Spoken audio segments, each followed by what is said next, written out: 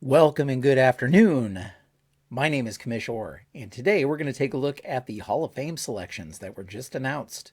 About an hour and a half ago. Major League Baseball announced the Hall of Fame selections. There were three, and so we're going to take a look at those. This is going to be a little bit of a different video, though, because we're going to take a look at those selections, but we're also going to look at how it impacts a solo league project that I'm starting up the second season of here shortly. So let's take a look. So, taking a look at the complete results, we had three players who were selected or voted into the Hall of Fame. We have Adrian Beltre with a 95.1%, Todd Helton 79.7%, and Joe Mauer 76.1%. Coming up just short was Billy Wagner at 73.8. You need 75% to get in. And I know Gary Sheffield was kind of making a late push there, but he fell short as well. I believe this is the last year on the ballot. I know there was some talk about like Andrew Jones and Carlos Beltran was talked about a little bit, and then of course A-Rod. I know A-Rod has been mentioned, as well as Manny Ramirez, but those, of course, there's some significant hurdles for them to cross with the PEDs and all of that stuff. So we had three players entering the Hall of Fame, and if we take a look at their the career stats, I think they're all three are pretty deserving. Adrian Beltre had a career batting average of 286. He had over 3,000 hits, which is usually one of the qualifiers. Almost 500 home runs, and an OPS of 819. So very very good, very good career from 1998 to 2018. Todd Helton, who I always is very heavily very heavily associated with the Colorado Rockies. Obviously, he played his whole career there in 97 to 2013, and he had a career average of 316. Career on base of 414, a career OPS of 953, which is just crazy. Of course, you have to discount that a little bit because he played in Colorado, for his career, but still some great numbers. Only 2,500 hits, so didn't reach 3,000 hits. 369 home runs. So he doesn't quite hit some of those longer term marks, but again, an OPS of 953 career is pretty good, and so he made it in. And then we have Joe Mauer. Joe Mauer played from 2004 to 2018. Career batting average of 306, OPS of 827. Once again, he only has 2,123 hits, so he doesn't hit that 3,000 mark, but he's also in a very difficult position of catcher. So, and I think I saw some stat that he had one of the top 5 highest wins against replacement seasons of any catcher at 7 point. This 2009, I believe, the 7.8 is like the number 5. So obviously, a great offensive player. He played all of his career in Minnesota. So really, those three have made it in. Let's see. I like to also compare what this. I like to look at this JAWS ranking. I don't know if you've ever come out here to Baseball Reference and looked at these JAWS rankings. JAWS is actually a wins against replacement score system where they take their career wins against replacement and average that with their 7-year peak. So it does a pretty good job, I think, of valuing a Hall of Famer, so you can kind of see who's in the Hall and who isn't. And we see that, this is by position, by the way. So catchers, here we have Joe Mauer, number 7 all time among catchers, and all of the others through number 11 are in the Hall of Fame. So it makes sense that he would be in there. Here they also have a line that's the average of all 16 Hall of Fame catchers at this position. So he's above the average, too, for all Hall of Famers at that position. So there you have it for catchers. Let's see, first baseman. Let's look at Todd Helton here. Of course, Albert Pujols, number 2. I'm sure, he's pretty high up there. We have Miguel Cabrera here at number 11. Joey Votto at number 12. So definitely some good company here. And here we have Helton at number 15, right between Willie McCovey and Eddie Murray, who are Hall of Famers, of course.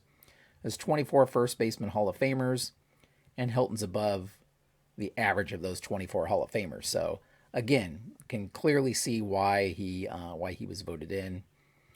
And he's above people like Mark McGwire, for example, or other people that had amazing offensive careers. Of course, McGwire's, again, much like A-Rod, tainted by by steroids and that kind of thing. So, but there's Todd Helton at number 15. So let's take a look over at third base.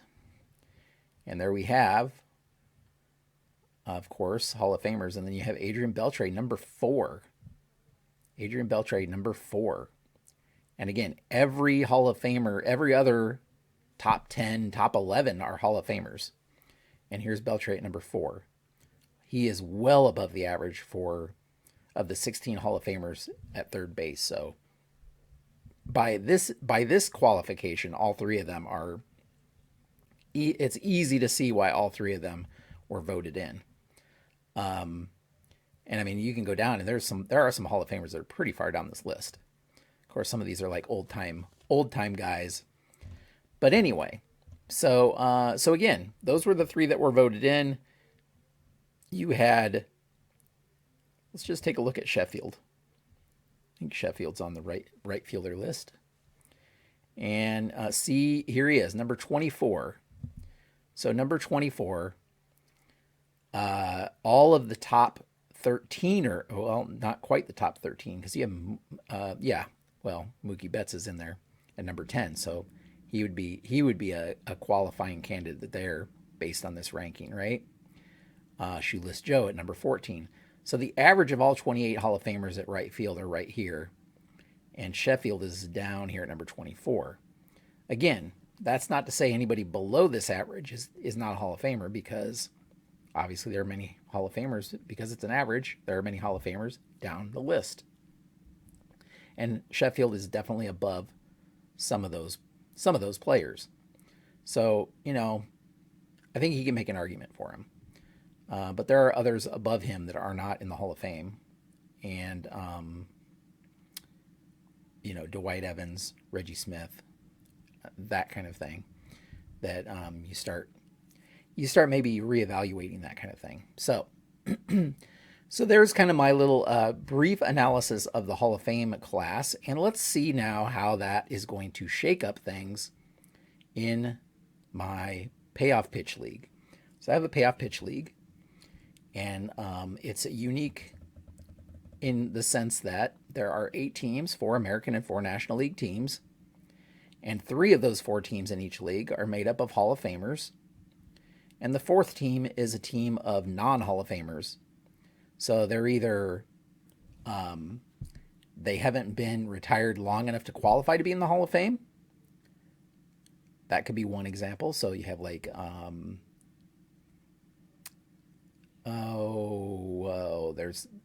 trying to think of some examples. Well, Cabrera just retired, so he's not in the Hall of Fame yet, right?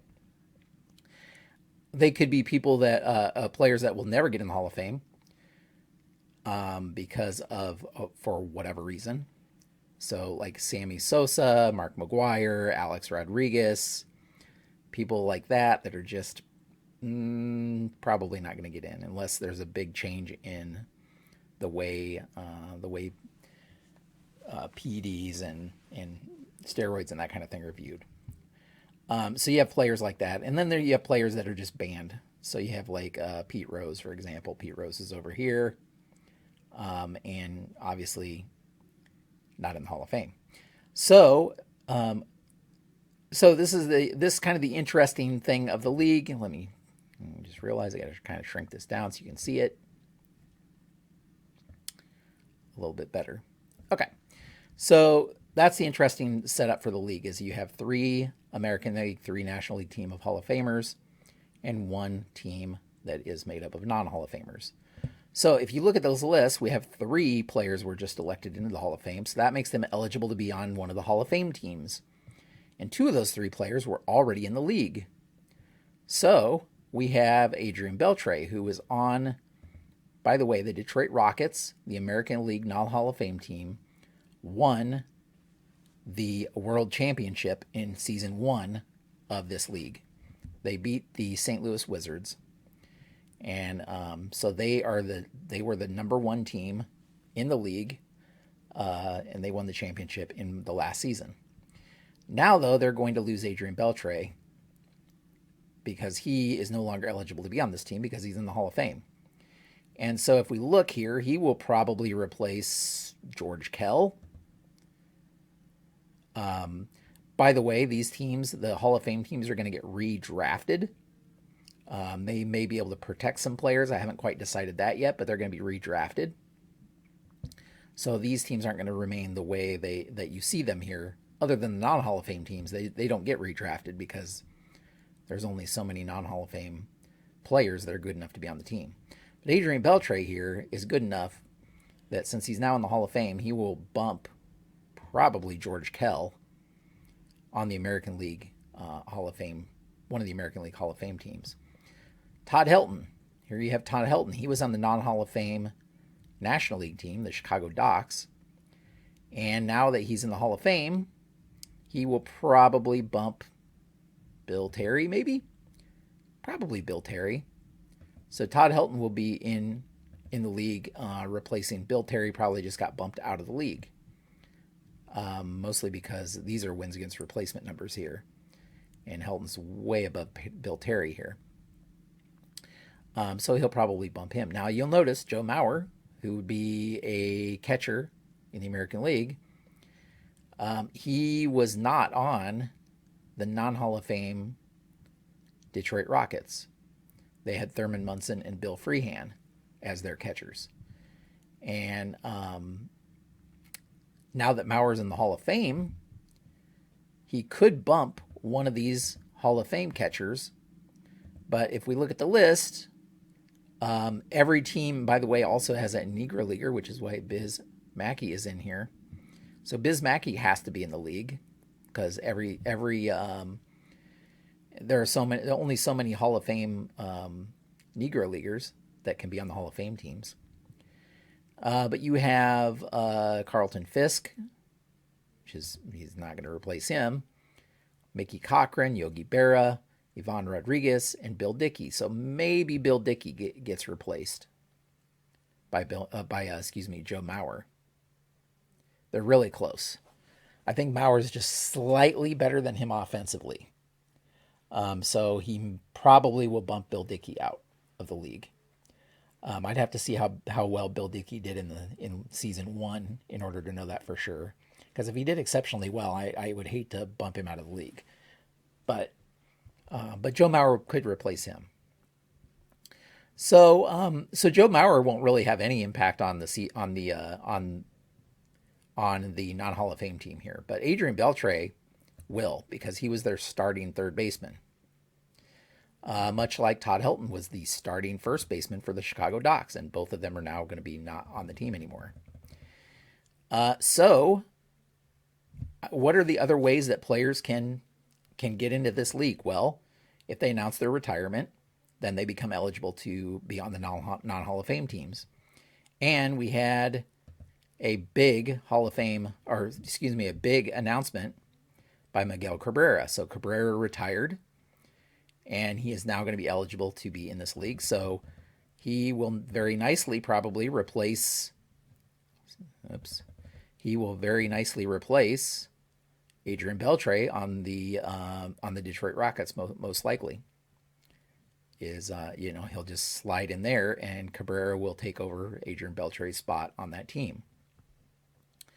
The other thing is, and one of the little other quirks is that Payoff Pitch has not carded every season, so there are only so many seasons to choose from, and that's the other limiting factor for these teams is Payoff Pitch does not have a Hall of Fame set. I think they actually did have a Hall of Fame set when they did their first Kickstarter, but it's out of print. And so they don't have a Hall of Fame set. So what I've done is I've basically assembled these players, and I've picked the best season for each of them, that with the caveat that it had to be a season that Payoff Pitch had cards for.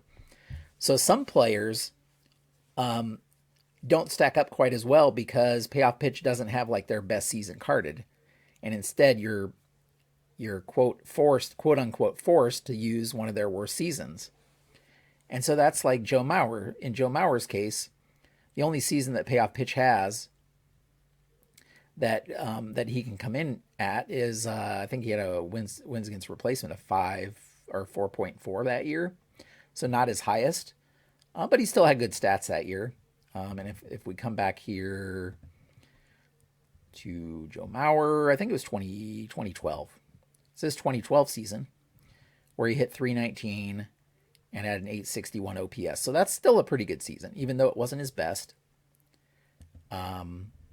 It's his best offensive season was 2009, but Payoff Pitch does not have the 2009 season carded. So that's the kind of the other limitation of this. That being said, Payoff Pitch did have 2 new seasons released since I last played this league, and the 2 seasons they had released were 76 and 78. And so I've made notes here. Joe Morgan and Frank Tanana are going to get better cards because the 76 season is better than the season that I was using for them. Jim Rice is going to get a better card because the 78 season was better than the season I had been using for him. And then I also noticed Ted Simmons. I think I was using 73 for him, and the 77 season's a little bit better for him, so that's what I'm going to use for him.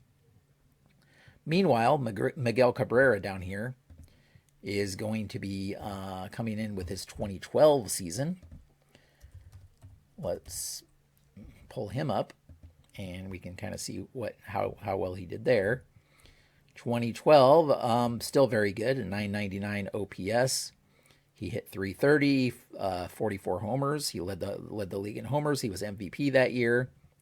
So very, very good season.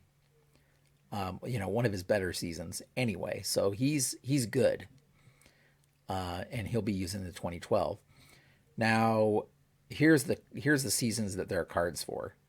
And as you see, once you get into the 90s, it's a little spottier unless it's a very recent season. But the problem is that these guys, if we look at Joe Mauer, 2001.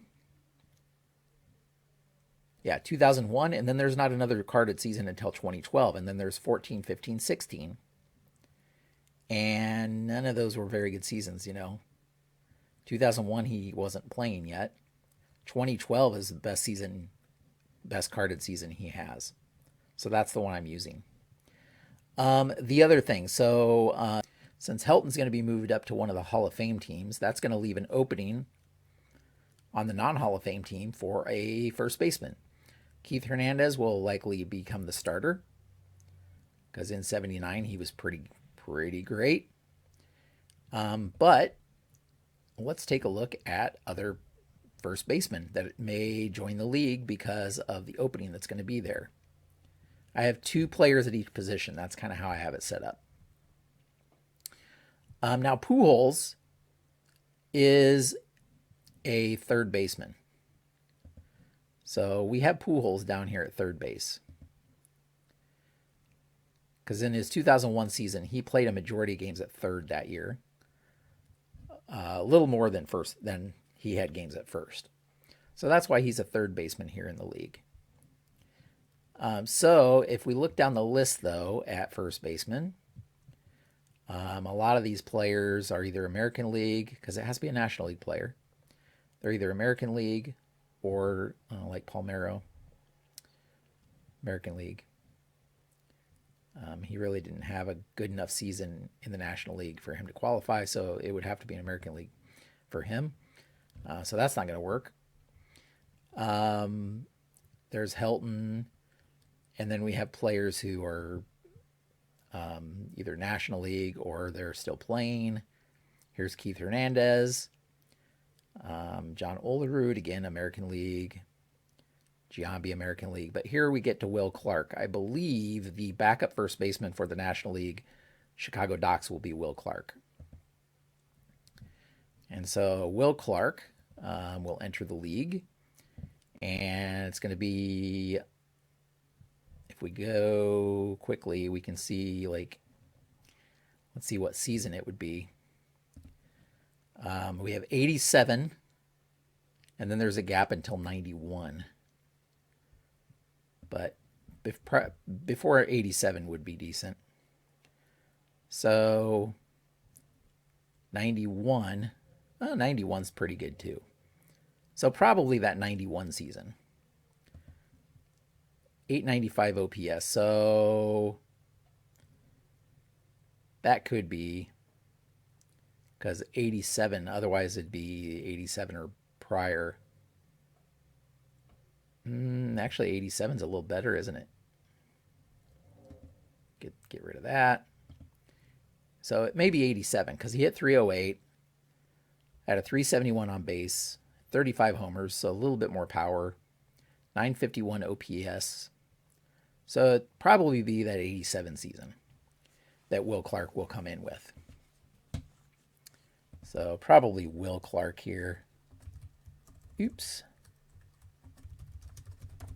All right, so there's Will Clark. I believe Joe Mauer was going to be the other 2012. All right.